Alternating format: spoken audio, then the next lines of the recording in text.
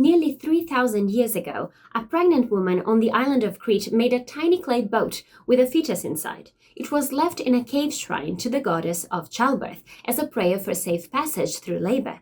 2,500 years later, a royal French midwife described a woman giving birth as a ship and the midwife as her pilot through the storm. This is the kind of thread that runs through Elinor Cleghorn's new book, A Woman's Work, A Radical History of Mothering. This is a story that takes us from antiquity to Mary Wollstonecraft arguing that motherhood shouldn't define a woman's entire life, and Sojourner Truth fighting for the right to be a mother at all. Plus, we go all the way to modern-day feminism as well. Now, you may know Elinor as the author of Unwell Women, her incredible history of medical misogyny. She's one of the most exciting cultural historians working today, and I loved having the chance to sit down and talk to her about mothers making history.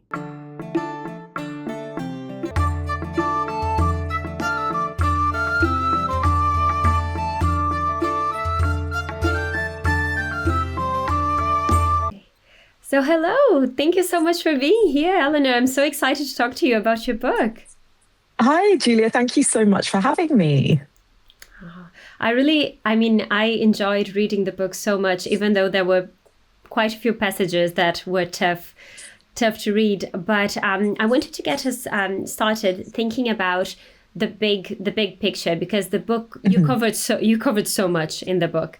So I wanted to start by asking you, if it's okay, sort of about the patriarchal control of reproduction and women's bodies and motherhood, and sort of how it stretches back thousands of years. We see that in the book, and then you cover lots of ground until contemporary feminist debates and all of that. So I was wondering, in this very long narrative, are there any specific moments or one specific moment in time where you felt that the control tightened most dramatically over motherhood or women's bodies in general? Do you think there is a specific time that, when things were worse in a way?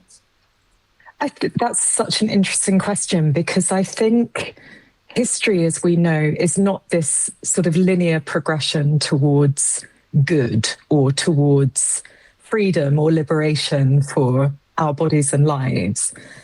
So what we see is sort of waves of power and control, points in history in which women have cleaved back some sort of control over their lives, but often there is a return, as you say, to an overarching mechanism of control exerted, especially when it comes to what women can do with their bodies and also their reproduction.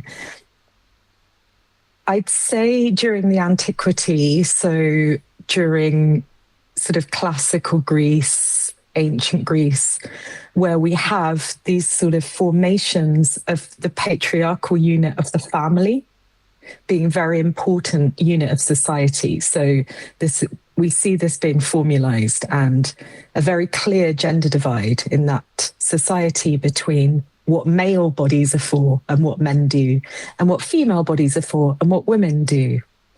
And so there we see a very clear sort of system of patriarchal control, because women were required to birth the bodies who would become the inheritors of property, of male property, continuing the patrilineal line of inheritance that was so important, but also producing the bodies to be the future warriors, the defenders of the city-states, the future thinkers, and, the future leaders, and the women who would continue to perpetuate this production of bodies and therefore kind of keep society organized in the way that the patriarchy wanted it to be organized, I guess. So that's a bit of a long answer. So I say that the foundations of the patriarchal control of motherhood and reproduction, that's probably where it becomes most acute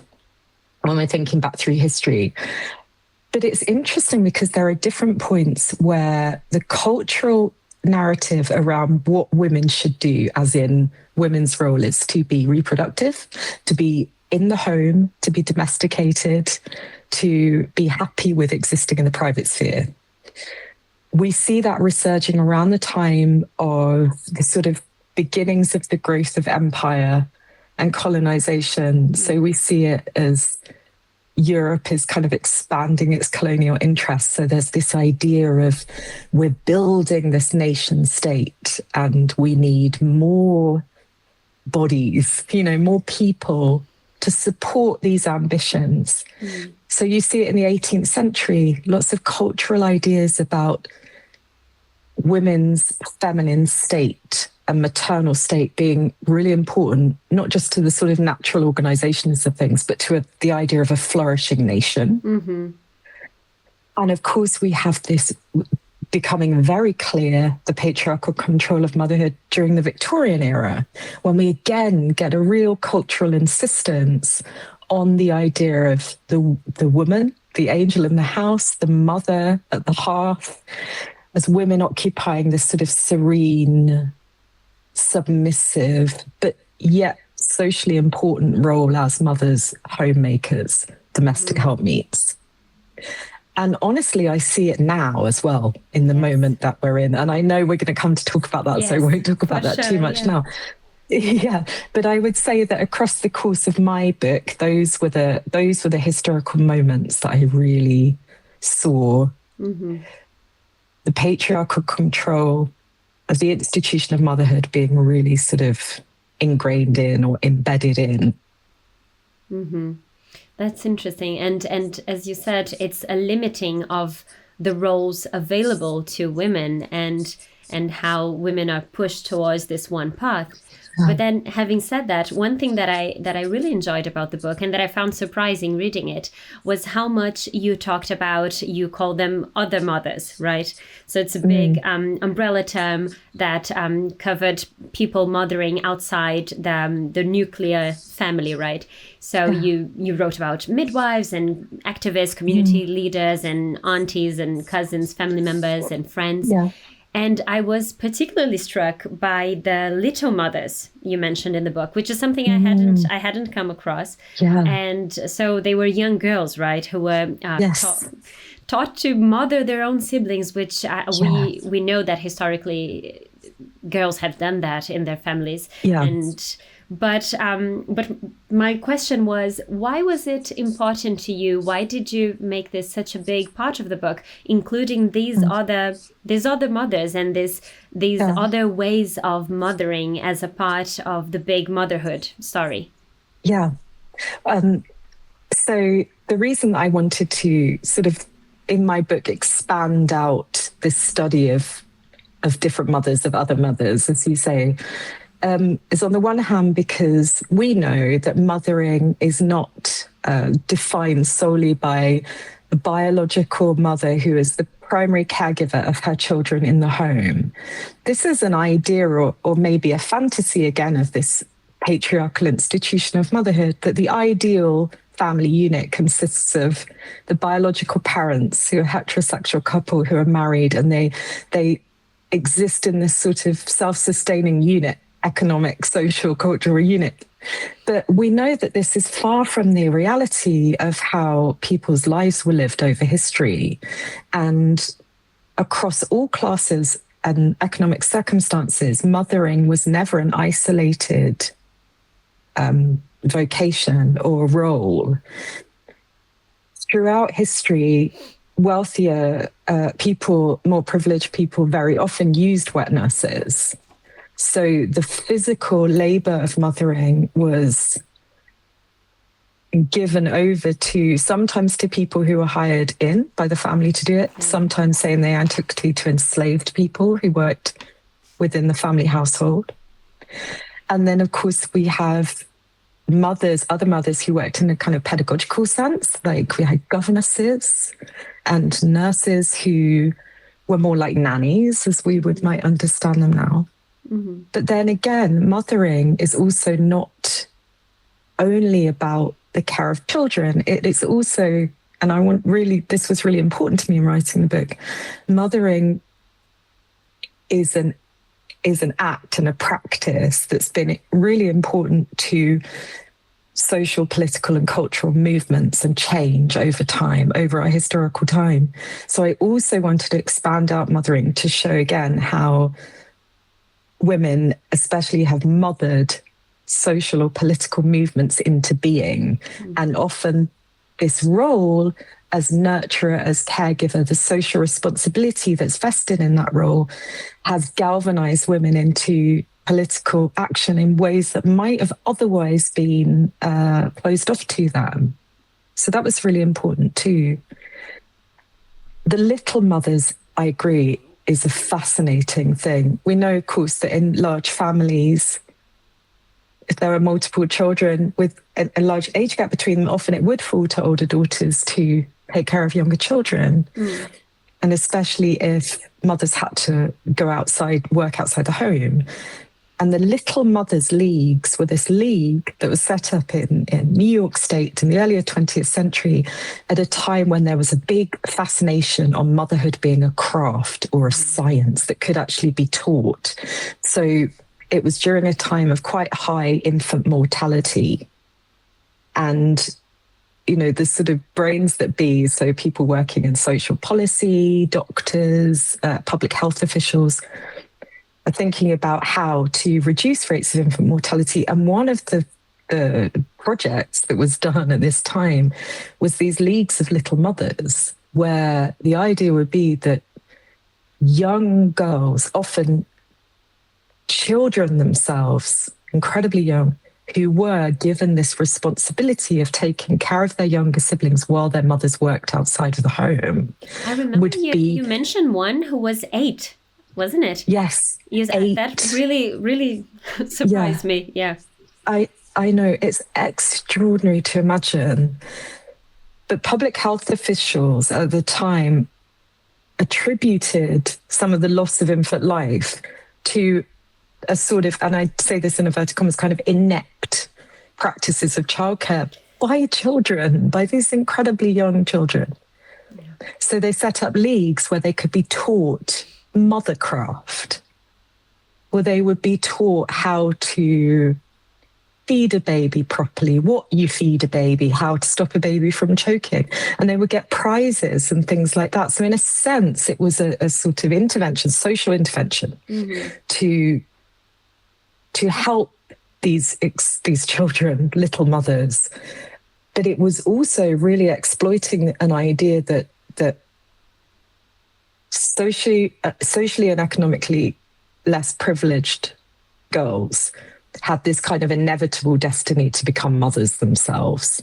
So it was also kind of funneling them into this maternal role, exploiting the fact that they would have had few other options for their lives beyond marrying, having a family, and then again working in the home, and the sort of cycle perpetuates. But it is really horrifying to imagine instead of intervening to support and care for these young girls, these children who are having to handle this like awesome responsibility beyond their years, instead of sort of helping them and allowing them to have a childhood of their own, they're just sort of doubling down on their maternal role.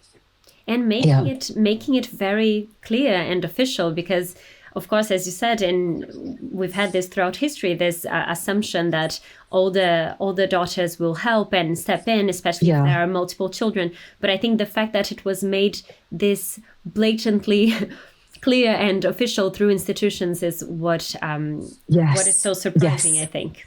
Yeah, absolutely. And thinking of institutions and hospitals in particular, I wanted to ask you about midwifery specifically, because this is something, midwifery is a thread throughout the book. And so you go from ancient practice and this sort of community-centered system in which women, and especially midwives, have a lot of power and agency, and how that gradually starts changing as medicine becomes increasingly professionalized in the early modern period. And then eventually women are giving birth more and more in hospitals and not so much at home anymore, right? And so I wanted to ask you, what do you think was lost in that process? Because I think when birth is taken off women's hands and it's given to men and out of the home and into the hospital kind of thing, my feeling is that the role of community in birth is the big change that happens. Yes. And the way that bodily autonomy is understood, right? So I wanted to ask you, what do you think of that? Were there big losses, or was it a win? Or what do you think?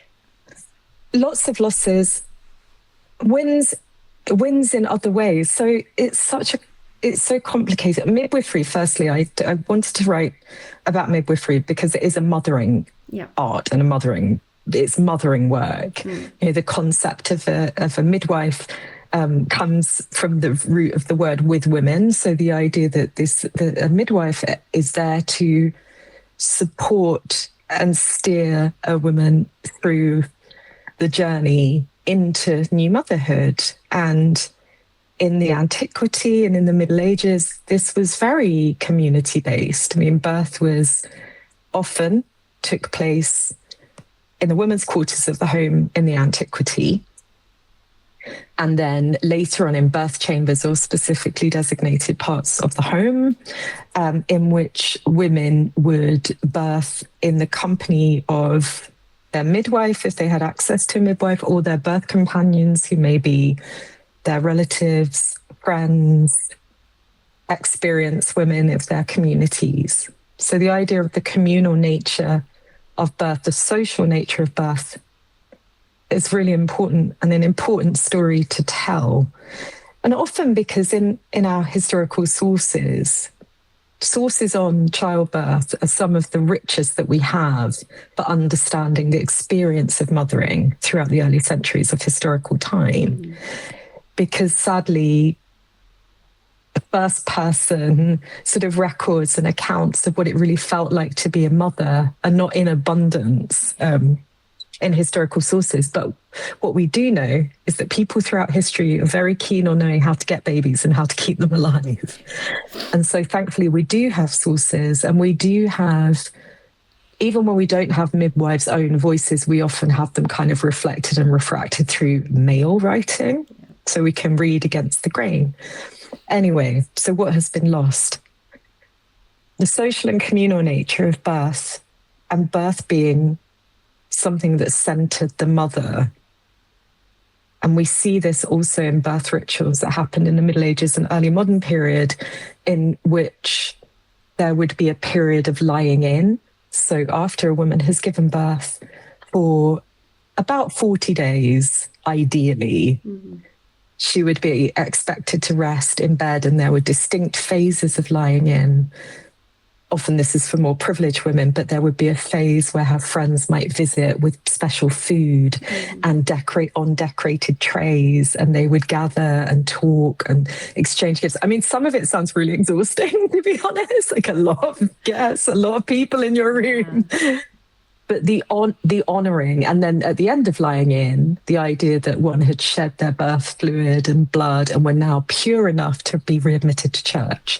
So there's this sort of transitional period that was a time of rest, a time of honouring, and a time of women-centred community, and also a time of women-centred knowledge. Yes. Because and in the book I kind of talk about the birthing chamber, birthing room, as not just being a place that's sort of exclusively feminine, exclusively for women, but a space in which women's knowledge, the authority of women's knowledge, was really sacrosanct.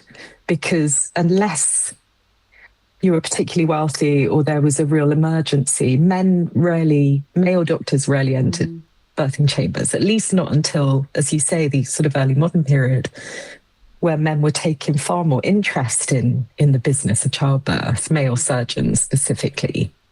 So I think that has been lost. So social, communal, the rituals around female knowledge, the celebration of female knowledge. And in terms of body autonomy, I think also very important. Women, as we know, have very few rights over their own bodies and lives throughout a lot of history. Children, for many centuries under English common law, were considered the property of their fathers. Mothers had very restricted, if any, rights to custody of their own children in the event of a divorce or separation. So to have these moments where, during birth, where surrounded by your women, where women's knowledge about how to get babies from body to world presides. I like to think that that's at least a moment of autonomy, a moment of a sort of liberation from the ordinary strictures of control, social control, of gender-based hierarchies and dominance. Mm-hmm. And even class, we could say, right? Because the midwife is taking over. And so the husband, regardless of how wealthy, we have examples of kings sort of accepting whatever the midwife says, right? So I think, there's a lot of inversion happening. Yes, absolutely a lot of inversion happening. And we know, of course, that midwives were often distrusted, often vilified. There is poetry and sources from the antiquity that kind of conflate the idea of the witch and the midwife, that, you know, sort of create spurious myths around midwives' intentions, around things like, you know, causing abortions. We see this again reflected during the early modern witch trials in the, you know, Kramer material, where he talks about midwives being very likely to consort with the devil and such. So the proximity that midwives had, birth workers had to women's bodies, the sort of uncontested proximity, did make them at different points in history figures of suspicion and denigration. But also what we see, especially in, I think, medical history, is that women's knowledge about birth is very respected. And there's a line in one of the Hippocratic treaties about, you know, you must trust what women say about birth because they are the ones who know. And then there's another line that follows on that says, it's absolutely true. And there's another line that follows on that quote, oft quoted quote, that's something like, and even if you tell them they're wrong, they won't be convinced otherwise. So it's like, which I think is kind of like, oh, okay. But I love the idea that the willfulness and surety of midwives in their own knowledge is kind of coming through in that quote. Like, don't even bother, guys, trying to persuade them otherwise. They know what they're talking about. And I love that. So we do see midwives' knowledge being very respected. In terms of body autonomy, I think one of the most important figures in the history of body autonomy for women at birth is the early modern midwife, Louise Bourgeois, who's a French midwife, has the same name as the wonderful artist, Louise Bourgeois. And Bourgeois' writings in this multi-volume treatise she wrote called Diverse Observations, that has been translated into English. And she uses a lot of case studies. So she talks about the patients, the women that she tends to, and all the while she emphasizes what we today would call body autonomy, what we called like a woman-centered birthing experience. So she's very keen on midwives being educated. She wants midwives to attend anatomy classes. She wants midwives to know everything about the workings of the uterus, but she also wants them to understand that this is a kind of collaboration with the birthing woman, that birthing women know their bodies and should be empowered, again, a modern word, but I think, were she with us today, one that she would use, to kind of understand what's happening. They're the ones who know. So she really championed the idea of leading from women's own experience, which is, even for today, it feels radical to read her. I think you're right. Her sort of political ideas on birth. Yes, and I think especially how respectful she is and how gentle she is. I don't want to say delicate because we know birth is, it's a business of strength, but I think she is this style of gentle midwifery that she has that is very, very respectful, very calm. Yes. I find her quite interesting to read even today because, you know, we've been talking increasingly more about obstetric violence, and I think that's an important conversation to have. And when you look back at what she was writing in the 17th century, and she's saying how you have to be respectful of the mother, and if she wants to walk, she can walk. If she wants to sit down, she can sit down. I think that's, you know, it's incredible to think that. Completely. You know, it's completely incredible. And that, I mean, talking about things that we've lost, you know, when we think about a contemporary issue, a modern issue, the term obstetric violence being a contemporary or modern term, but we know that obstetric violence has been visited on women throughout history, especially on racialized women, on socially marginalized and disenfranchised women. But when we do look back to figures like Louise Bourgeois, and there is another brilliant midwife, I think her name's pronounced Elizabeth Niel, who was writing the 18th century, and she was really politicized in the sense that she was objecting profoundly to the use of forceps in childbirth by male surgeons. And she really articulated this kind of incursion of instruments and male-wielded instruments in particular into birthing rooms as a violence upon women, and as a violence that sort of replaced the knowledgeable, experienced hands of a woman who was who held in her hands knowledge that had been transmitted and tried and true across centuries of women workers, women birth workers, with these indiscriminately used fancy modern new object. So for her, she really did interpret that in terms of violence. And it's really helpful, I think, to look back at some of these sources and understand that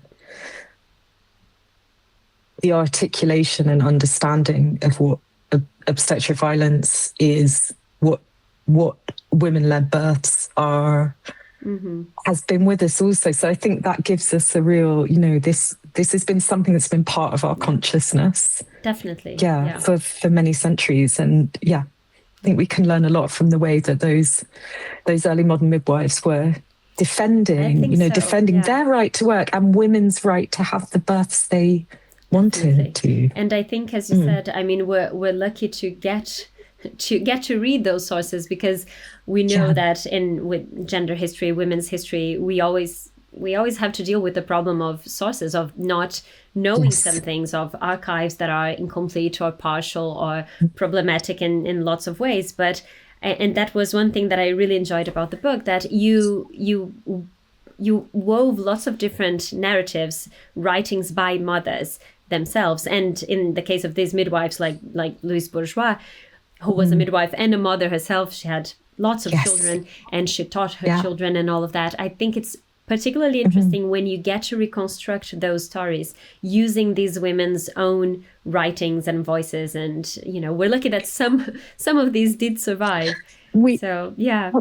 Sorry. We are lucky. We are so lucky, because we know that women did write and women did contribute a lot to knowledge throughout history, but women's own writings about their lives, and especially about experiences like birth and motherhood, so the more sort of reflective thoughts about everyday life, are not necessarily the sources that have survived or that have been preserved. So when writing a book like this, and my interest is always, as far as possible, to lead a book with women's own voices and experiences, as far as the archive will allow. Yeah. And that was my sort of project in my first book, Unwell Women. And it was a harder ask for this book, because we have to rely often on the words of men to understand the lives of women. And as women's literature increases, especially in the early modern period, we have more sources and we have more insights from women themselves about their own lives. And so once I sort of got to those centuries, it was just such a wonderful kind of like a door opened, where we begin to hear from women themselves about what it felt like to be a mother. And often these sources are sort of inflected through the conventions of the time. There's one woman who I just love, and she is called Elizabeth Jocelyn, and she is the author of a small book called A Mother's Legacy to Her Unborn Child. And she was she married in the sort of early 17th century. She was a Cambridgeshire-based noblewoman, and she had a very happy marriage and wanted desperately to have a child. And it took some time, and when eventually she she did become pregnant and felt her baby quicken. So the first felt movements that indicated that the child was there, often the first sort of legitimate sign of pregnancy. Mm-hmm. So when she felt her baby quicken, she at the same time experienced this awful foreboding that she would lose her life in childbirth. And she really wanted to make sure that if this did happen, that she would have a continued influence on her child. So she set about writing a legacy, which was quite a popular form of writing during the early modern period, and actually a form of writing that women, that gave a few women the opportunity to be published. And so the legacy took the form of lessons from a mother to a child, mostly to do with spiritual kind of devotion and leading a good, virtuous, God-fearing life.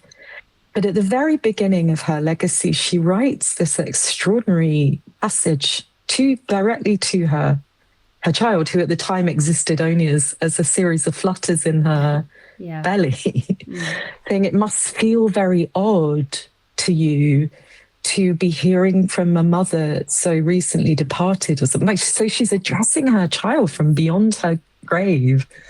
And I was a bit like, today's autofiction could never, I was really just like, this is extraordinary and so emotional and so particular to this woman. And she was right. She did lose her life in childbirth, and her daughter grew up without her, and we don't know what happened to her daughter, but what we do know is that she did have her mother's legacy, and the pages of which were discovered by her husband, her widow, in her desk. So she'd written it as a sort of exercise for herself, hidden the pages away. And then they were found, and a reverent friend of hers or the family read it and thought, oh, this contains some universal lessons that Christian parents would love to read.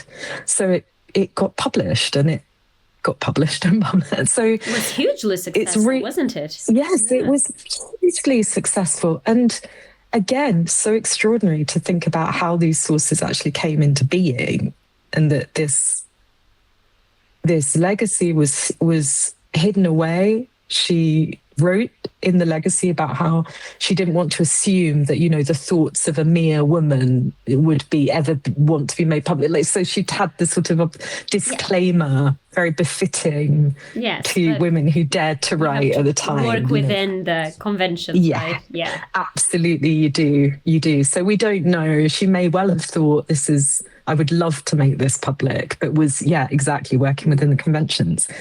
But that it was found, that it was preserved, published, read, and we have it today. We have these words that meld this kind of conventional maternal teaching in the context of a Protestant faithful woman, interwoven with these beautiful, highly personal meditations on her body and her fear of mortality is beautiful. So being able to write about something like that, something so intimate, that's really is special. Real privilege, really special, really special. I wish we could find a journal by her daughter or something with her thoughts on her mother and having read them. Yeah, I know, wouldn't that be beautiful? That would be incredible. But thinking of narratives about motherhood and identity and sort of working within the conventions and rules that there are, I also wanted to ask you about motherhood and feminism, because I think the question of privilege and intersectionality, racism, I think you articulated this question really well through Mothers, in the sense that you have some women, white women like Mary Wollstonecraft, who are kind of having to fight to be more than just mothers, right? They don't want to be, they are mothers, but they don't want to be defined exclusively by their motherhood.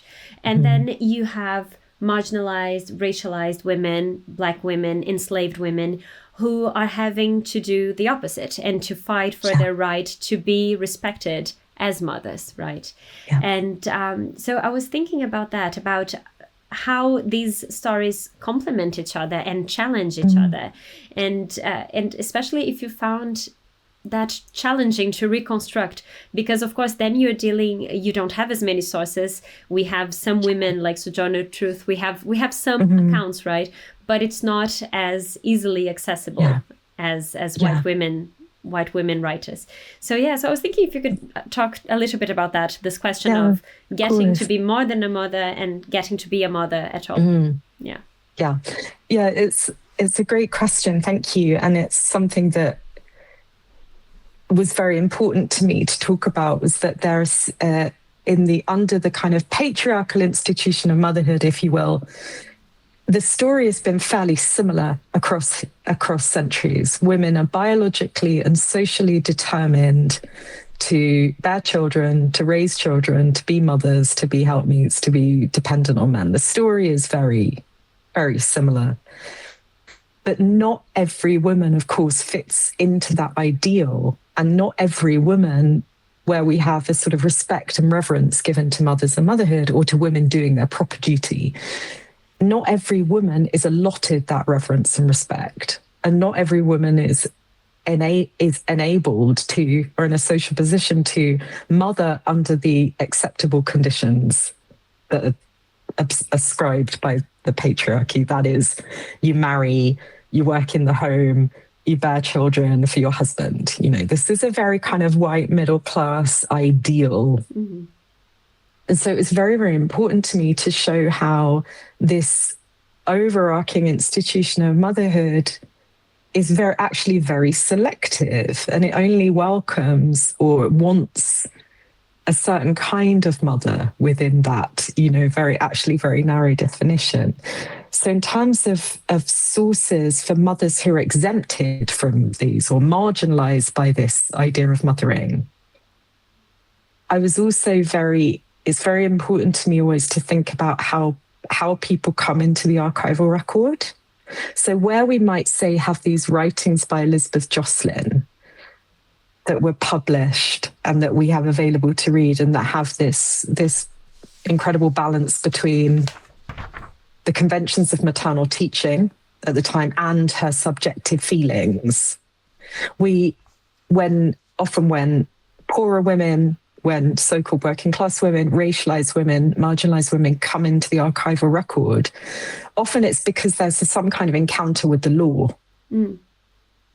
rather than because they're speaking for themselves. So, for example, I have a chapter where I talk about unwed mothers in 17th and 18th century London. And most of my sources in that particular chapter are taken from court records of the Old Bailey of women who were on trial for infanticide. There was a very cruel law that penalised only unmarried women if they were found to have given birth without assistance and something had happened to their newborn baby.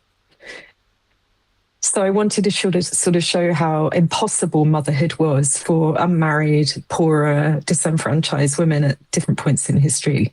But I was also very conscious that all we could hear from these women were their feelings funneled through the engine of the judicial system.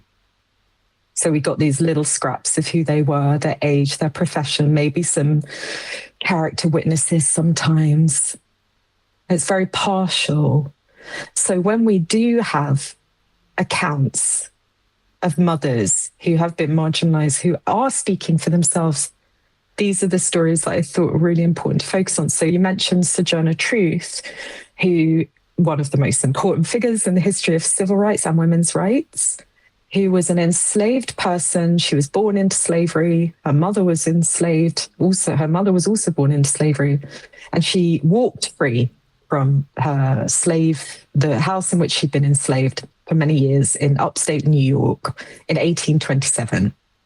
And she took with her infant daughter and her infant daughter, Sophia, and she took the baby because she was a babe in arms and she could physically carry her. She actually had no rights to her own child because under the conditions of chattel slavery, the children she bore while enslaved belonged to her slave owner. Sojourner Truth dictated the narrative of her life to a scribe once she was freed. So the narrative of Sojourner Truth, which there's a really great edition published by Penguin, is fantastic, describes her life in slavery, describes what happened to her, and it also describes how she became free and she regained custody of one of her children, a 5-year-old boy named Peter. She was, if not the first, one of the very first Black women in history to win a court case against a white man and stand up and defend herself. So she was not given the right to her own motherhood as an enslaved person, yet she insisted on the inviolable, irrefutable human right of a woman to the child that she bore. And she testifies to this in her narrative. So we have also in this book accounts of how she regained custody of Peter. And it wasn't easy. Peter didn't recognize his own mother. This wasn't the sort of blissful reunion. It was difficult, and he had to relearn who she was. Mm-hmm. But it's so powerful, and it's such an important story because I feel like it really grounds her activism in this strength and resilience, this force of belief in her human right to mother. Mm-hmm. And her human right to make a family, and those rights were denied to enslaved women. So to tell a story like Sojourner, and we have her narrative, so we know, as far as possible that she was telling her story to someone that was a good friend. So we hope that this is faithful and good representation of her feelings. And then there was another woman who was extraordinary and important to talk about, and that was one called Johnnie Tillmon, who was a welfare rights activist in the 1960s. And Tillmon was a single mother, and she had 5 children. She also suffered with health conditions, including diabetes. And to support her children, she worked in the union at a huge laundry. So she was a union rep at a big laundry in Los Angeles. She was living in a housing project. But she had to take time off work for ill health. And while she was at home, she realized that her children, were having to be little mothers, look after each other, and that they really needed her. So she went on aid to dependent children, which was a form of benefit given to lone parents at the time. To be in receipt of this particular welfare was stigmatizing. Mm-hmm. And it would also made people very vulnerable to having their privacy invaded by welfare officers. So Tillmon was subject to, raids of her apartment in the night to check that she didn't have a boyfriend, essentially. Because of her benefits. Yeah. She wrote a really important article for an early edition of the feminist magazine, Ms. Gloria Steinem's magazine, where she said, if there's an able-bodied man around, you can't be on welfare. So it didn't matter who this person was. So it also was an assault on her intimacy, on her privacy, on her right to love, her right to have relationships. So the way that, if you think about all these kind of social, cultural forces around the life of a single mother, especially a racialized, marginalized single mother, it makes doing that impossible, right? Economically impossible, but it also reduces one's life down. Like it's a constant, it felt to me like she was like being constantly punished, and other women like her constantly punished by having their life chipped away at because what they were trying to support their children. Yeah. So rather than support them, the state effectively punished them. To receive meagre welfare. And what Johnnie Tillmon did was she formed a kind of networks of aid with other lone parents in the housing project that she lived in so they could support each other, and then went on to form one of the first ever welfare rights organizations in the United States. Mm-hmm. So she kind of parlayed that personal experience into real political change. She's incredibly inspiring to me.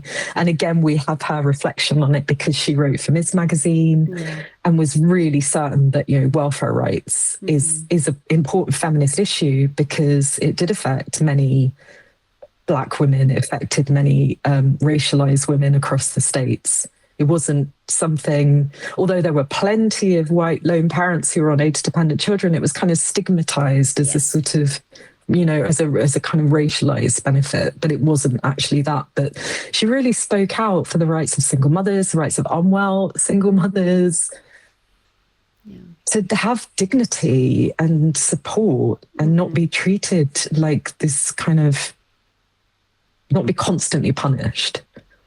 I think that makes sense. And I was thinking, because the sort of the other side of the coin, the mirror image of all this, we're talking about how motherhood shapes politics and activism on one side, but on the other side, and coming back to the present, I guess, thinking about tradwives and pronatalism and the politics of motherhood from the opposite side, the other end of the spectrum, I think we could say.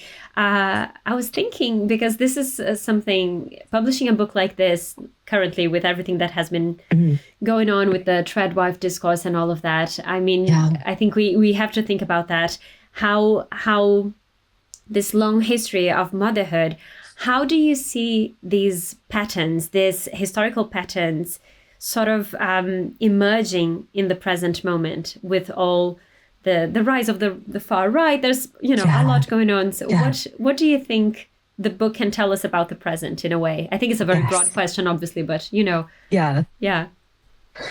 So the tradwife stuff is absolutely fascinating, because we can see as historians how heavily the tradwife discourse, or the tradwife kind of identity, borrows from things like the Victorian cult of domesticity and the idea that a woman should be serene, submissive, completely fulfilled in the home, should take this kind of immense pride in her role as wife and mother and homemaker. But also, as what we know as historians, is this is a kind of false nostalgia. Right? This wasn't really just because something was a cultural ideal that was, promoted, say, in the Victorian era. This was a standard that women were held to by patriarchal culture. This wasn't the reality of women's lives and feelings. So it's really fascinating to see the tradwife identity, which is played out on social media with a lot of often with full kind of camera crews behind the women who dominate this field, with and production nannies. Assistants and nannies. And nannies, of course, absolutely. So the other mother, the mothering, the whatever the way that might be, hidden, shadowed away, and thus presenting this kind of perfectly glam, effortless, that presenting this illusion of effortlessness. And what's so also horrifying and fascinating in equal measure is to see how this is both enabled by the kind of alt-right political structure, especially in the United States, and how the tradwife cultural thing feeds into certain narratives being put forward by, for example, Melania Trump wrote an op-ed about motherhood. I don't know if you saw this, about the sacredness of motherhood. Yes. Which talks in these kind of sacralized terms, again, feels very Victorian. These sort of, this is your fulfillment, your destiny, your duty, using all the kind of, you're doing it for your own femininity, you're doing it for your nation state, all the stuff we know has been with us before. But no mention whatsoever of economic assistance, of choice, of women's lives, of women's freedoms, of we're going to assure, if you want to have children, that you're going to have free and excellent maternity health services, postpartum healthcare, economic assistance throughout parenting. None of that, because the patriarchal fantasy is a self-sacrificing woman who looks beautiful, is constantly available, has ceaseless energy, produces and mothers these perfect children, and keeps these home fires burning. And it's even doubly an illusion, because, like you said earlier, nannies, this is only possible with massive massive economic resources, of course, so wealth, massive amounts of behind the scenes childcare that none of these like tradwife influencers admit to or talk about. So it erases all the labor, it erases the reality of parenting. It sets this impossible standard for mothers and parents who might look at this content and think, well, why have I got, 8 baskets of laundry and, and doing freezer dinners again, and I don't know, I'm trying, but I'm doing my best. Like that is not enough. And, we see that this comes again. It happened in the 18th century. It happened in the Victorian era. There were versions of it in the antiquity with texts that talked about women's role in the economic economy being to keep a harmonious home, for instance. Mm-hmm. Nothing new under the sun when it comes to these dominant narratives of patriarchal motherhood. The other way we see it, of course, is in this dialogue or debates at the moment around the so-called fertility crisis or the so-called birth rate crisis. Endless op-eds, think pieces, articles and studies coming out at the moment trying to solve the mystery of why we are not having as many babies as we used to. Yeah. Oftentimes things are cited like, well, as women's education increased, family sizes reduced.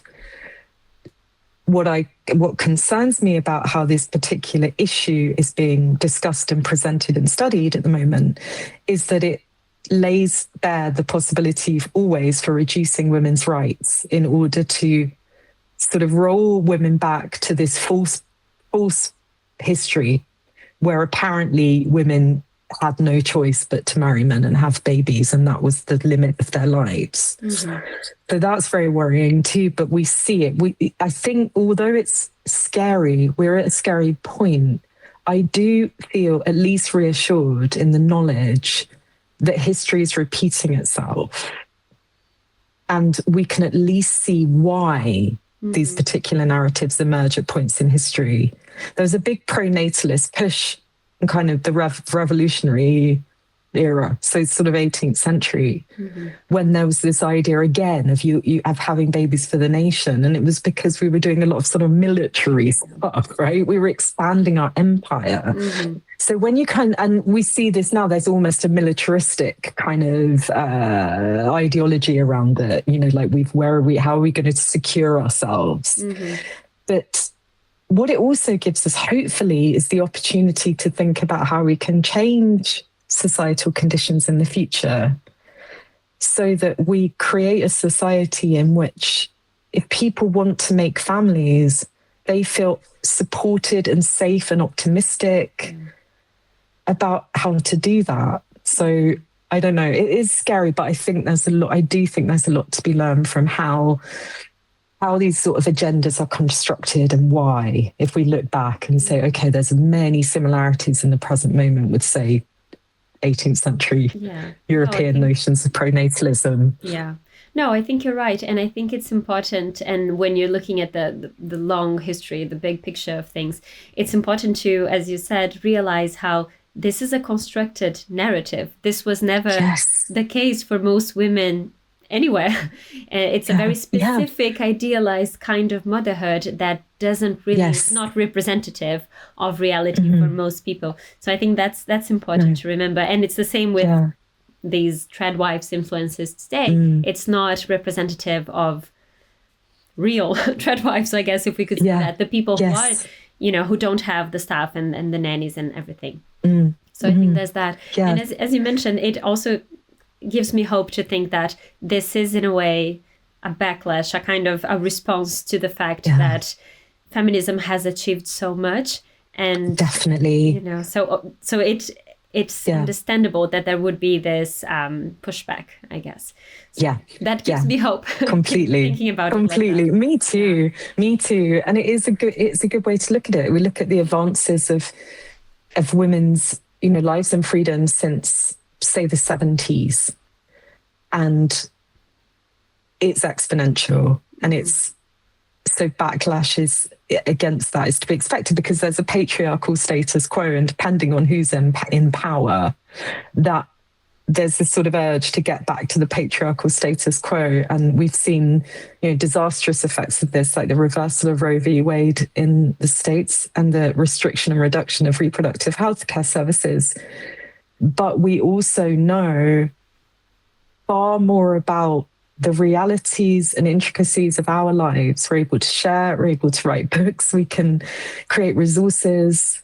We understand, as you say, the construction, why certain ideals around, say, motherhood and reproduction are constructed. Mm-hmm. We know they are constructions, no matter how much those in power would insist that it's natural for women to want to be mothers, to want to be domestics, to not want more for their lives. It's natural for women to find motherhood easy, for example. Mm-hmm. It's natural to love your children unconditionally without ever having a feeling of ambivalence or apathy or anger. The denial of our kind of humanity. There's nothing natural about that. That's all kind of forced upon us. So if we can let that, and I think that's something that has always been with us. Women across history have always resisted these dominant pressures upon their lives. Mm-hmm. But since the advent of feminist thinking in the second wave in the 60s and 70s, the way that we can talk about our bodies and our lives has just expanded so much. And we now have infinite insights into what it feels like, and that is resistant and powerful, I think. I think that's true. And I think I really enjoyed how political the book is. And I think it makes sense. It's impossible not to be political when you're talking about motherhood and women's roles in society. And so to wrap it up, I just wanted to ask you one final question about this sort of radical aspect of the book, because so the subtitle is Reclaiming the Radical History of Mothering, right? And so I was thinking about, because we mentioned quite a few, but I was thinking about if you had one specific mother or mother figure that you mentioned in the book whose story felt radical to you or life-changing in a way, someone whose resistance you think should be better known, should be celebrated. I think you mentioned quite a few, but yeah, and I have my favorites, but I'd love to know if you have one specific sort of radical mother we should be looking up to.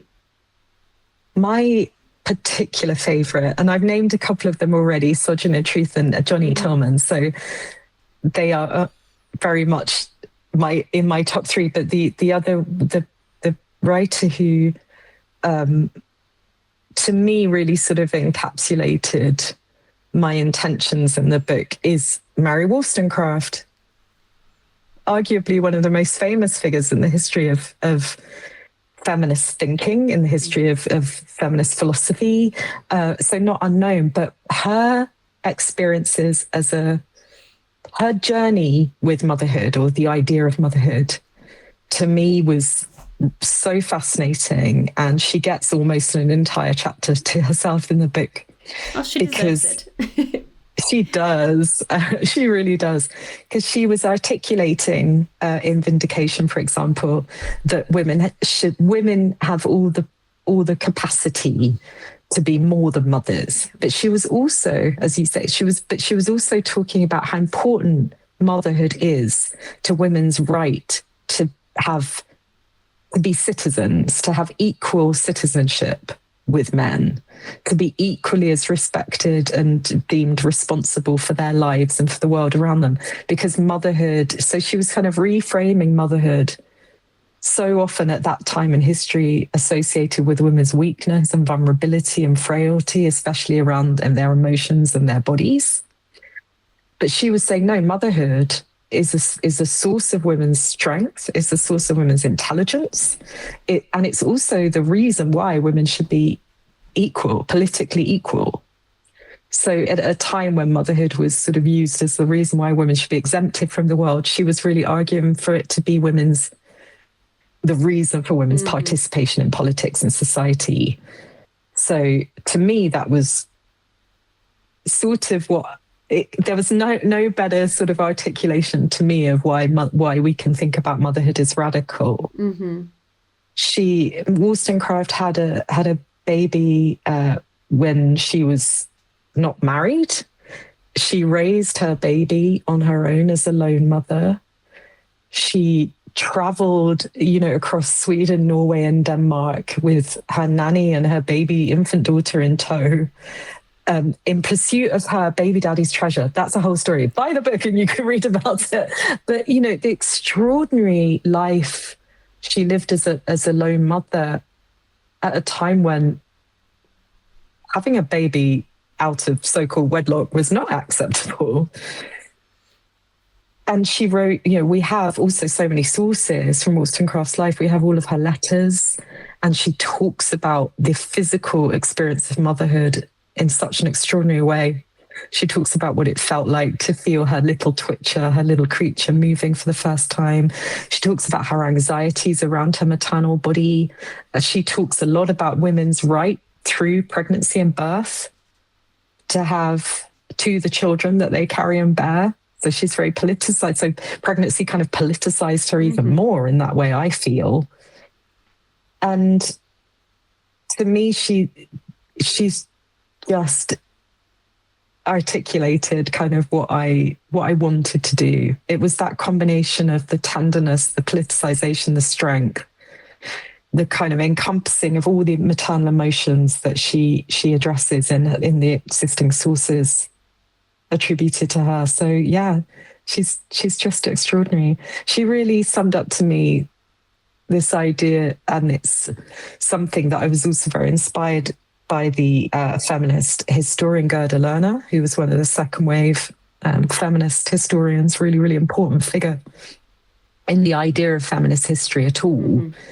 And she talked a lot about how across history, one of the patriarchy's tricks is to not only deny women's power in the world, but to also deny that their experiences that are particular to them are not valid, are not interesting, are not worth talking about, are not worth writing about, and that have no power or thought or sort of intellect vested in them. And there we see a figure like Wollstonecraft talking about her maternal body, about feeling her baby moving, thinking about her body in a pregnant state. And then you see how that's informing her radical and revolutionary politics. Yeah, I just love her. Yeah, no, in case it wasn't obvious, I just adore her. I adore her writing. Yeah. But I mean, she's a great one to end on, because as you said, she sort of she mixes all these different strands and because she articulates her thoughts and feelings so well, it's just she's a great one to read about. I think you were right to have a whole chapter about her and her adventures in Norway, which I had never read about, and I thought it was really fascinating. Yeah. But on that note, I just wanted to say thank you so much. And I have lots of other questions. I could have gone on asking you questions, but I think we'll stop for now. And I just wanted to say thank you so much. And I'll add the link to for people to buy the book in the video description. So check out below. And so just thank you so much. Oh, thank you so much, Julia. I loved our conversation. Thank you for your brilliant questions. Thank you.